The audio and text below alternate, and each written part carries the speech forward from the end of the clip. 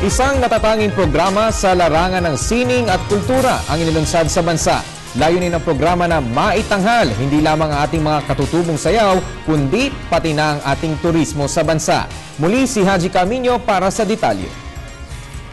Likas sa mga Pilipino ang galing sa sining, pagkanta, pagtula, pakikipagtalastasan, pag-arte at pagsasayaw.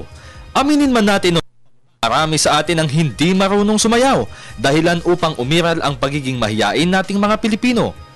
Ngunit sa kabila nito, marami naman ang klase ng sayaw sa ating bansa na maaari nating gawin.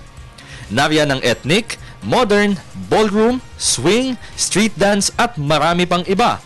Sa isang kilalang hotel sa Pasay City ay inilunsad ang isang programa na siyang magpapakita ng husay sa pagsasayaw ng mga Pilipino. Ito ay ang Dance Exchange. Dance Exchange is ang biggest gathering of dancers in the Philippines. It's an international dance festival where we invite dancers from all over the world to dance back-to-back with our Filipino dancers.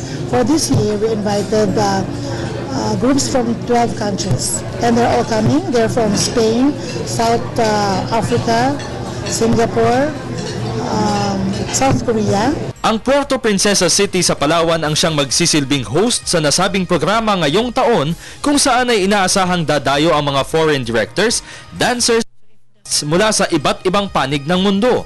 Naniniwala naman ang pamunuan ng National Commission for Culture and the Arts na maaaring ito na rin ang isa sa magiging daan upang dumago pa ang turismo sa bansa. But the Philippines dance exchange is already very popular. Why? Because of these foreign directors who came over, they expressed, they told the other people about their experience in the Philippines, on how nice it was. The Philippines is beautiful. The Filipinos are very talented. The choreographers are really very creative. And so, the Philippines is very much respected.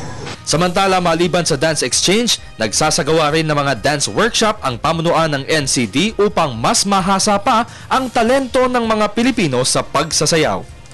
Para sa Telebisyon ng Bayan, Haji Camino.